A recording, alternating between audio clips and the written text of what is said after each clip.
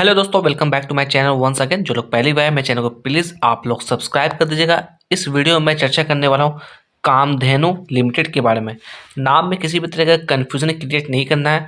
एक कंपनी है कामधेनु वेंचर्स। अगर इसकी स्टॉक प्राइस की बात करें तो इसकी स्टॉक प्राइस मात्र और मात्र ₹7 के आसपास ट्रेड करता हुआ दिख रहा है। मगर मैं बात कर रहा हूँ कामधेनु लिमिटेड की, जो कि स्टील सेक्टर से बिलोंग करती है। इसकी करंट प्राइस की बात करें ₹22.37 के आसपास क्लोजिंग हमें देखने को मिली है आज के दिन। अगर ऊपर के लेवल से बात करें तकरीबन 4% की गिरावट इसके अंदर नोटिस की गई है। ओवरऑल अगर हम लोग बात करें इसके रिटर्न्स को लेकर तो पिछले एक हफ्ते से देखिएगा तकरीबन 11.5% के आसपास की गिरावट नोटिस की गई है। पिछले एक महीने से कंपेयर करने की कोशिश करें तो पिछले एक महीने में लगभग 10.5% की गिरावट इसके अंदर देखने को मिल रही है। वहीं पर अगर हम लोग पिछले एक साल से कंपेयर करने की कोशिश करें तो 56% की भारी गिरावट इस स्टॉक्स के अंदर नोटिस की गई है। तो आपको सोच समझ के काम करना है, किसी भी तरह की जल्दबाजी नहीं करना। मैं यहाँ पे डिस्क्लेमर ऐड ऑन करना चाहूँगा, मैं किसी भी तरह का बाय सेल की रिकमेंडेशन आपको नहीं दे रहे। अगर आपका किसी भी तरीके का डिसीजन आप लेना चाहते हैं तो अपने फाइनेंशियल एक्सपर्ट से चर्चा करिएगा, तभी किसी तरीके का डिसीजन लीजिएगा। सबसे पहले मैं बात करूँ इसके अंदर मार्केट कैप की लेकर तो सिर्फ और सिर्फ 630 करोड़ की ये कंपनी है। तो हम लोग कह सकते हैं इस कंपनी को कहीं ना कहीं माइक्रो कैप की ये कंपनी है, स्मॉल कैप से भी छोटी कंपनी है। सिर्फ और सिर्फ 630 करोड़ की कंपनी है। वहीं पर मैं बात करूँ कंपनी के ऊपर कर्ज को लेकर तो तकरीबन 50 लाख के आसपास का कर्ज है। तो देखा जाए कहीं ना कहीं कर्ज फ्री है, डेब्ट फ्री कंपनी है। फेस वैल्यू की बात करें ₹1 के फेस वैल्यू से ट्रेड करता हुआ दिख रहा है। अगर इंडस्ट्री पी को कंपेयर करने की कोशिश करें स्टॉक पी से तो कहीं ना कहीं ये जो कंपनी है हमारा अंडर वैल्यूड नजर आता हुआ दिख रहा है। बट हम लोग चार्ट पे भी चलेंगे, लेवल्स को एनालाइज करने की कोशिश करेंगे, क्योंकि ऊपर के लेवल से देखा जाए काफी बड़ी गिरावट इस स्टॉक के अंदर नोटिस की गई है। अगर इसके अंदर मैं बात करूँ सेल्स को लेकर तो ईयर ऑन ईयर बेसिस पे बात करने की कोशिश करें तो सेल्स के अंदर लगातार बढ़ोतरी हमें देखने को मिल रही है, जो कि एक अच्छी बात निकलती हुई आ रही है। वहीं पिछले 2 क्वार्टर से कंपेयर करने की कोशिश करें सेल्स को तो पिछले 2 क्वार्टर से सेल्स के अंदर गिरावट हमें देखने को मिली है। कुछ खास गिरावट नहीं है, हल्की फुल्की गिरावट हमें देखने को मिल रही है सेल्स के अंदर।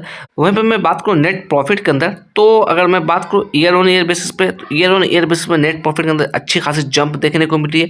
बट पिछले क्वार्टर के कंपेरिजन में अगर हम लोग बात करें इस बार तो कहीं ना कहीं नेट प्रॉफिट के अंदर गिरावट वाली सिचुएशन हमें देखने को मिल रही है।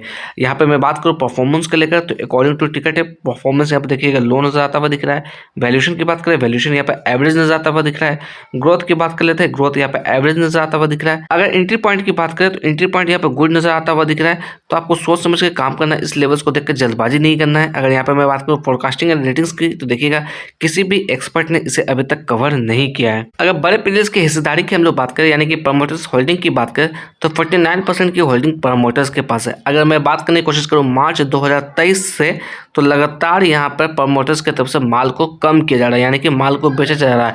मार्च 2023 के अंदर बात करें तो तकरीबन 57% की हिस्सेदारी थी प्रमोटर्स के पास। अभी देखा जाए तो 49% की हिस्सेदारी यहाँ पर प्रमोटर्स के पास निकलती हुई आ रही है। म्यूचुअल फंड की बात करें तो उनके पास सिंगल एक भी शेयर यहाँ पर नहीं है। डीआईएस की बात करें तो 0.01% की हिस्सेदारी है, यानी कि कम क्वांटिटी डीआईएस के पास है। वहीं पर एफआईएस की बात करें 3% से ज़्यादा की क्वांटिटी एफआईएस के पास है। अगर रिटेलर्स की बात करें तो देखिएगा 47.75% की होल्डिंग यहाँ पर रिटेलर्स के पास निकलती हुई आ रही है।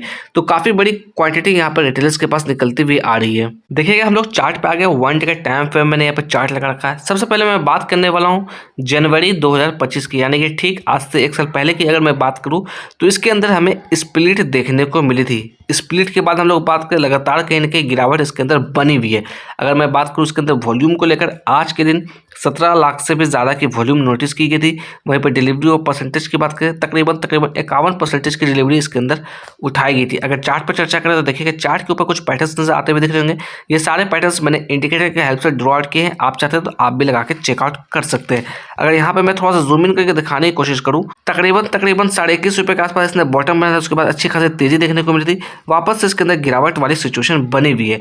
अगर समय में थोड़ा पीछे चलकर मैं आपको दिखाने की कोशिश करूंगा लेवल्स को, देखिएगा मैं इस लेवल्स की बात कर रहा हूँ। ये जो कैंडल देख रहे हैं यहाँ पर आपको गैप अप खुलता हुआ नजर आ रहा होगा। मैं बात कर रहा हूँ नवंबर 2022 की। अगर यहाँ पर मैं बात करूँ लेवल्स की तो तकरीबन ₹21.30 के आसपास का इसने यहाँ पर लो बनाया था। तो मे भी कहीं ना कहीं इस गैप को फिल करने की ये कोशिश कर सकता है। अगर डाउन साइड में हम लोग बात करें सपोर्ट लेवल्स के लिए तो मे भी कहीं ना कहीं ये जो लेवल्स दिख रहे हैं जहाँ से इसके अंदर रिजेक्शन हमें देखने को मिली थी तकरीबन ₹17.30 के आसपास का इसने रिजेक्शन दिखाया था। मैं बात कर रहा हूँ सितंबर 22 की। तो मे भी डाउन साइड में यही एज ए सपोर्ट के तौर पे काम करता हुआ दिख सकता है। मैं सिर्फ और सिर्फ पॉसिबिलिटी की चर्चा कर रहा हूँ। उसके बाद वापस से अगर मोमेंटम बनती है या कुछ खबरें अच्छी आती है, उसके अंदर तेजी हमें देखने को मिल सकती है, क्योंकि जिस तरह की सिचुएशन बनी हुई है बाजार के अंदर, पैनिक वाली सिचुएशन अभी कुछ दिनों से बाजार के अंदर बनी हुई है। अगर इसके अंदर मैं बात करूँ चार्ट के ऊपर, तो देखिएगा लगातार लोअर हाई का फॉर्मेशन होता हुआ दिखा है, एक के बाद एक अपना मजबूत सपोर्ट को उसने ब्रेकडाउन दिया। अगर ट्रेडिंग व्यू की तरफ से हम लोग टेक्निकल्स की बात करें तो देखिएगा स्ट्रॉन्ग सेल का इंडिकेशन यहाँ पर शो आता हुआ दिख रहा है।